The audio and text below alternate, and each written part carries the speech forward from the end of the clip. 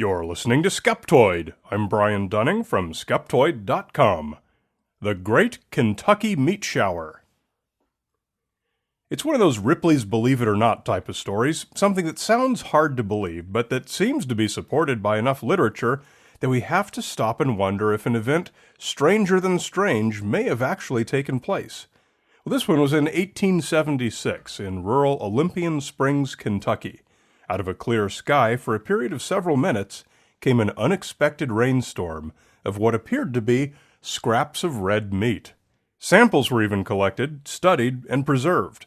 What could have been the explanation for this famous moment of weirdness? The New York Times trumpeted in all caps, "An astounding phenomenon in Kentucky, fresh meat like mutton or venison falling from a clear sky." One of the first reports was in the local Bath County News, which read, "On last Friday, a shower of meat fell near the house of Alan Crouch, who lives some 2 or 3 miles from the Olympian Springs in the southern portion of the county, covering a strip of ground about 100 yards in length and 50 wide. Mrs. Crouch was out in the yard at the time, engaged in making soap, when meat, which looked like beef, began to fall around her. The sky was perfectly clear at the time, and she said it fell like large snowflakes, the pieces as a general thing not being much larger. One piece fell near her, which was 3 or 4 inches square. Mr. Harrison Gill, whose veracity is unquestionable, and from whom we obtained the above facts, hearing of the occurrence, visited the locality the next day, and says he saw particles of meat sticking to the fences and scattered over the ground. The meat, when it first fell, appeared to be perfectly fresh." The correspondent of the Louisville Commercial, writing from Mount Sterling, corroborates the above, and says the pieces of flesh were of various sizes and shapes, some of them being 2 inches square. 2 gentlemen who tasted the meat expressed the opinion that it was either mutton or venison. Well, since Mr. Harrison Gill's veracity is unquestionable, I guess we're not allowed to question it. So let's proceed to find out what happened after this extraordinary event took place. I'll begin with pointing out that 2 skeptical explanations arose right away, and they remain the leading theories. The first is that the meat did in fact fall, having been vomited up by passing buzzards. The second is that nothing fell other than a bit of rain, which moistened and activated existing patches of cyanobacteria called nostoc, which, as you may recall from Skeptoid number 299, is one possible explanation for some reports of star jelly. There are a variety of such slime bacteria, and also types of fungi and slime molds that can potentially behave this way. You don't notice them because they're small and dried up. But when it rains, they can grow and suddenly be noticed. Some might be taken for scraps of meat, when unexpectedly found on the ground. This general category of potential solution is all about stuff that's found by a person where one would not expect to find anything, such as, in this case, an open field of grass. An average person, scratching their head and wondering what this thing might be doing here, might wonder if there's some way it could have fallen from the sky. If some rain preceded it, the illusion can be very compelling. We do know that this is already the explanation for historical falls of frogs and fish from the sky, as discussed in detail in Skeptoid number 170. So these 2 explanations were put forth in short order, and by legitimate scientists who actually analyzed preserved samples, no less. The first such report came in the American Journal of Microscopy by Leopold Brandes. "The specimens of the Kentucky shower reached New York well preserved in glycerin, and it has been comparatively easy to identify the substance and to fix its status. The Kentucky wonder is nothing more or less than the nostoc of the old alchemist. When these spores work their way out of the gelatinous envelope, they may be wafted by the winds here and there, and they may be carried great distances. Wherever they may fall and find congenial soil, dampness or recent rain, they will thrive and spread very rapidly.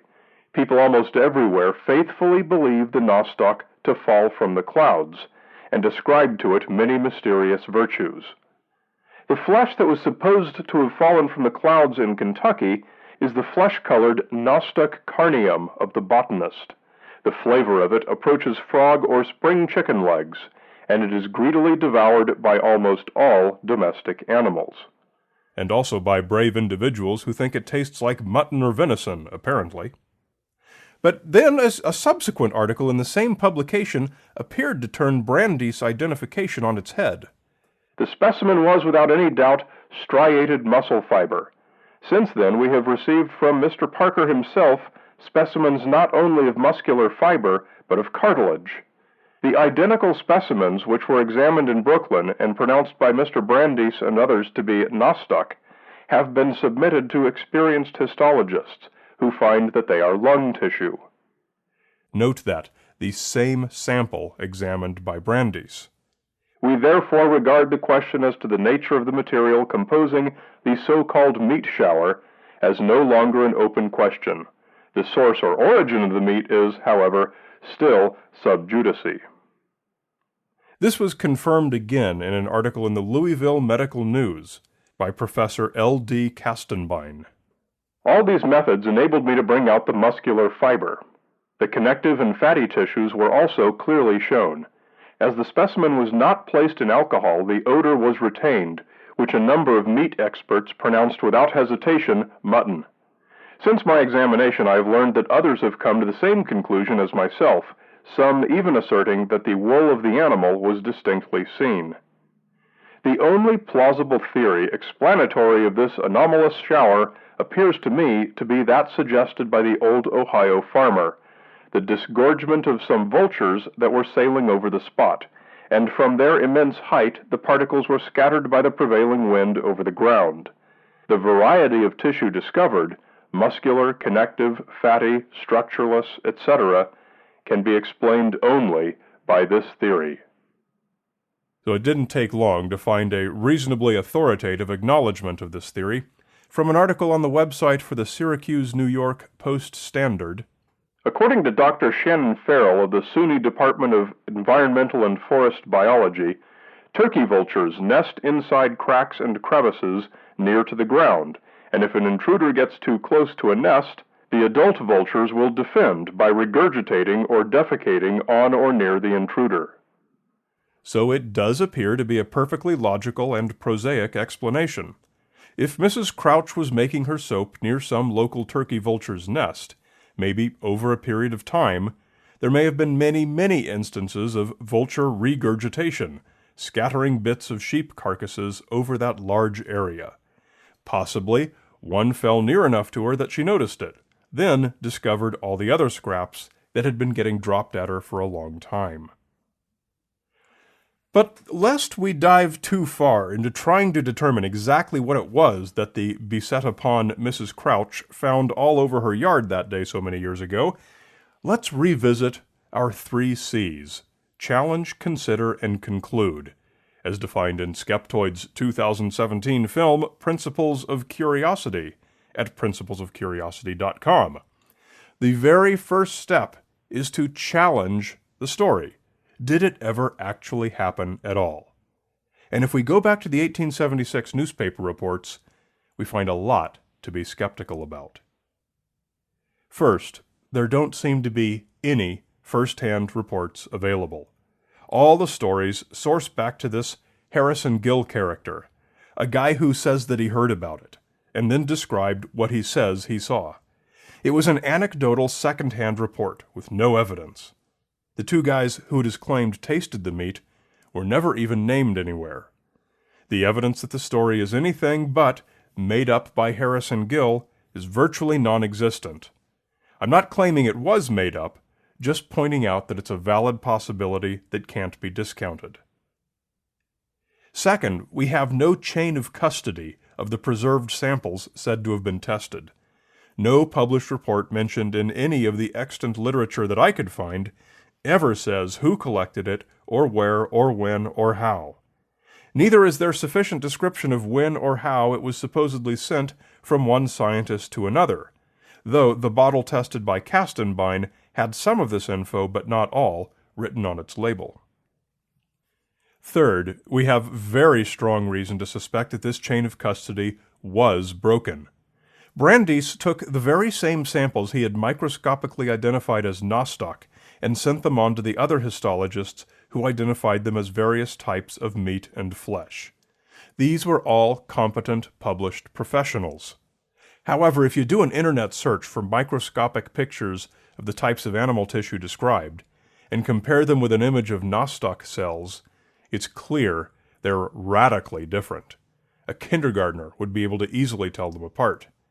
Either these were not the same samples, or something else in this process was fatally broken. The best band-aid for this is to assume Brandis was hopelessly incompetent and dismiss his role in the story. But he remains the pivotal link in the chain of custody. There's one popular photo of one of the samples floating around on the internet, part of the Arthur Bird Cabinet of Curiosities, a tongue-in-cheek collection of weird oddities from all over, at Transylvania University in Kentucky. It's a shred of something that looks like bacon marinating in a stew of brown liquid, in a small glass bottle that's corked, with the remnants of a commercial product label on the front with the word Olympia barely visible.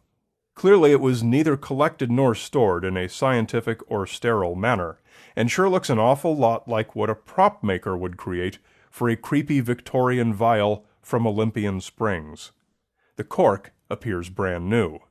Considering the sample's lack of a chain of custody, I would not regard this existing sample as anything other than a novelty, with no compelling reason to suspect its provenance actually does go all the way back to Mrs. Crouch's soap-making yard.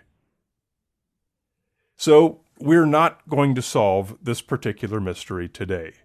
Legitimate scientists did legitimate published study of something sent to them in little jars of glycerin, but where those jars came from, and whether the newspaper's correspondent Harrison Gill is still laughing to himself, or whether he actually did know some people named the Crouches, and whether a turkey vulture ever did disgorge above their yard one day, we're not likely to ever know.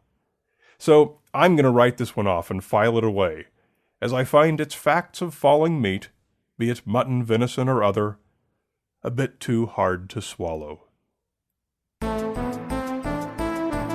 If you like the podcast, you'll love the live presentations. Let me come to you, your school or business or meetup group. I've got great live shows for all audiences, introducing the awesomeness of scientific skepticism to a new audience that you choose. Come to Skeptoid.com and click on Live Shows. You're listening to Skeptoid, a listener-supported program. I'm Brian Dunning from Skeptoid.com.